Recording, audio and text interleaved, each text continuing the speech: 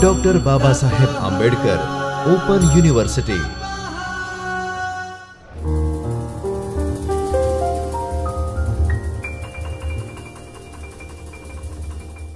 नमस्कार विद्यार्थी मित्रों, मैं डॉक्टर बाबा साहब आंबेडकर ओपन यूनिवर्सिटी के चैतन्य स्टूडियो से हिंदू स्टडीज विषय में असिस्टेंट प्रोफेसर शुभम तिवारी आज आपसे पुनः संवाद करूंगा अव्यय प्रकरण की। विद्यार्थी मित्रों, अव्यय प्रकरण के अंतर्गत हमने जाना था कि अव्यय वह शब्द होते हैं जिन पर किसी भी लिंग, वचन या कारक का कोई भी प्रभाव नहीं होता है और उनमें किसी भी प्रकार का कोई परिवर्तन नहीं होता है। अव्यय वह शब्द होते हैं जिस पे किसी भी लिंग, वचन अथवा कारक का कोई प्रभाव नहीं होता है और उनमें किसी भी प्रकार का कोई भी परिवर्तन नहीं होता है।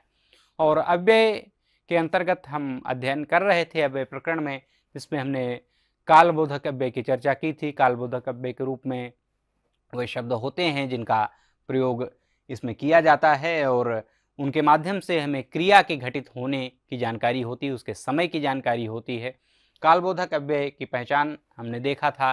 कालबोधक अव्यय क्या होते हैं हमने जानने का प्रयास किया। कालबोधक अव्ययों का जो प्रयोग है वह भूतकाल, वर्तमान काल और भविष्य काल, इन तीनों के लिए होता है। भूतकाल यानी कि जो बीत गया है वह समय, वर्तमान काल जो भी वर्तमान समय में, प्रेजेंट टाइम में जो चल रहा है वह समय, और भविष्य काल यानी कि जो आने वाला समय है उसके लिए जिन अव्यय शब्दों का प्रयोग किया जाता है वह कालबोधक अव्यय या काल सूचक अव्यय शब्द कहलाते हैं। इसके साथ हमने देखा कि भूतकाल को दर्शाने के लिए किन अव्यय शब्दों का प्रयोग किया जाता है। इसमें पुरा, कदाचित, स्मा आदि ये शब्द हैं। फिर वर्तमान काल के लिए इदानीम और फिर अद्य, सर्वदा यह भी शब्द आया। फिर भविष्य काल के लिए जिन अव्यय शब्दों का प्रयोग होता है उसमें स्वः और फिर अन्यथा, आवश्यकम, ऐसे इन शब्दों का हमने अध्ययन किया। फिर भूतकाल में जैसा कि हमने चर्चा की, स्मा शब्द है, फिर कदाचित शब्द है और वर्तमान काल के लिए सर्वदा, अद्य यानी कि आज, जो वर्तमान में आज ये है दिन, उस दिन की बात हो रही है। और फिर भविष्य काल के लिए जैसा कि हम उदाहरण के रूप में देखते हैं, स्वः शब्द जो आने वाला कल है उसके लिए प्रयोग किया जाता है। यह शब्द जो है वह बीते हुए कल के लिए प्रयोग किया जाता है और अन्यथा किसी अन्य दिन के लिए यह शब्द प्रयोग किया जाता है। जैसे उदाहरण के रूप में हमने देखा कि सीता अन्यथा मित्रम मिलिष्यति, यानी कि सीता किसी अन्य दिन अपने मित्र से मिलेगी, मित्र से मिलेगी। तो अन्य दिन यह भी भविष्य के लिए जो जैसा कि बोध कराया मिलिष्यति क्रिया है। जो अन्यथा शब्द है वह भविष्य काल को बताने के लिए एक प्रकार का अव्यय शब्द है और इसलिए यह जो है वह काल बोधक अव्यय या काल सूचक अव्यय शब्द के अंतर्गत रखा जाएगा। और फिर आवश्यकम, यह भी भविष्य में अवश्य, ऐसा भाव है इसका। तो सह आवश्यकम परीक्षा उत्तीर्णम भविष्यति, वह अवश्य भविष्य में परीक्षा उत्तीर्ण करेगा। तो यहाँ आवश्यकम शब्द लगने का जो अर्थ है वह है कि वह अवश्य कर लेगा। हो सकता है अभी उत्तीर्ण न हुआ हो परीक्षा और वह भविष्य में कर लेगा। फिर दिक्बोधक जो अव्यय शब्द होते हैं, तो दिक्बोधक ये है, दिशाओं की जानकारी कराते हैं, जिसमें पूर्व, पश्चिम, उत्तर, दक्षिण, ईशान्य, नैऋत्य, वायव्य और आग्नेय, ऊर्ध्व और अधर। तो मुख्य रूप से तो 4 दिशाएं जो हैं, पूर्व, पश्चिम, उत्तर, दक्षिण, इनकी जानकारी इसमें होती है। फिर यहाँ, वहाँ, कहाँ, किस तरफ, ऐसी यह भी जानकारी इन शब्दों के माध्यम से हमको होती है। दिक् यानी कि दिशा, बोधक यानी कि जानकारी कराने वाले, बोध कराने वाले अव्यय जो होते हैं वह दिक्बोधक अव्यय कहलाते हैं। संस्कृत भाषा में दिक्बोधक अव्यय वह अव्यय शब्द होते हैं जो दिशा का बोध कराते हैं। जिन अव्यय शब्दों के माध्यम से हमको दिशा की जानकारी होती है उनको दिक्बोधक अव्यय शब्द कहा जाता है। इन अव्ययों का प्रयोग स्थान या दिशा के संकेत के लिए किया जाता है। जो दिक्बोधक अव्यय शब्द होते हैं उनका प्रयोग स्थान या दिशा के संकेत के लिए किया जाता है, जिससे यह स्पष्ट होता है कि क्रिया किस दिशा में या किस स्थान पर हो रही है। क्रिया के होने की दिशा क्या है या उसका स्थान क्या है।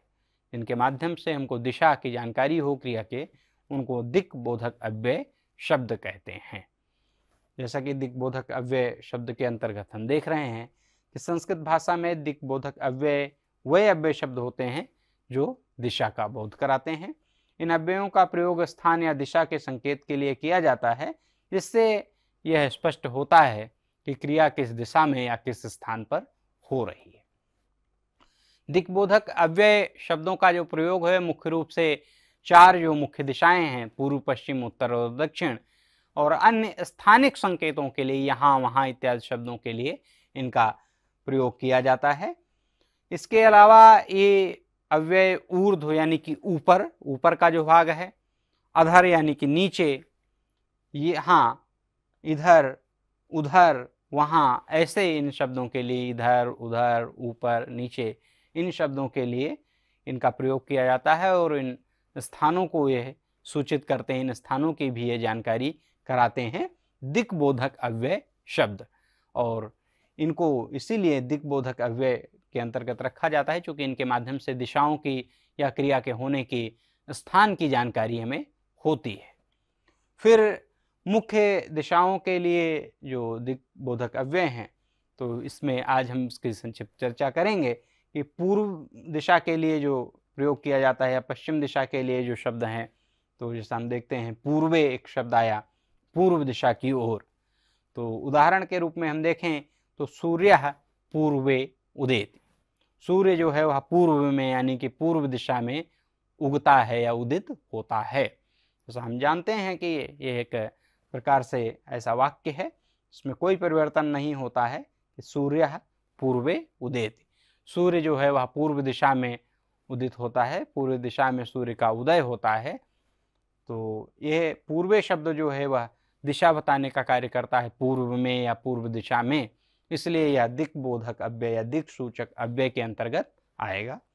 फिर पश्चिमे शब्द है यानी कि पश्चिम दिशा की ओर, उदाहरण के रूप में सूर्यः पश्चिमे अस्तम गच्छति, जो सूर्य है वह पश्चिम दिशा में अस्त होता है, सूर्य पूर्व में उगता है और पश्चिम में अस्त होता है। तो इस प्रकार से हम यहाँ देखते हैं तो जो पश्चिमे शब्द है वह पश्चिम दिशा की ओर ऐसा संकेत कर रहा है, इसके माध्यम से हमको पश्चिम दिशा की जानकारी हो रही है, तो ये दिक्बोधक अव्यय के अंतर्गत आता है। और अन्य दिक्बोधक अव्यय कौन से हैं, इसमें उत्तर और दक्षिण के लिए जिनका प्रयोग हुआ है, या और जो अन्यत्र जो शब्द अभी आए, यहाँ, वहाँ, इधर, उधर, ऊपर, नीचे, इनके लिए किन अव्यय शब्दों का प्रयोग होता है, इसकी जानकारी, इसके बारे में चर्चा हम अपने अगले संवाद सत्र में करेंगे। तब तक आप सभी को नमस्कार, धन्यवाद।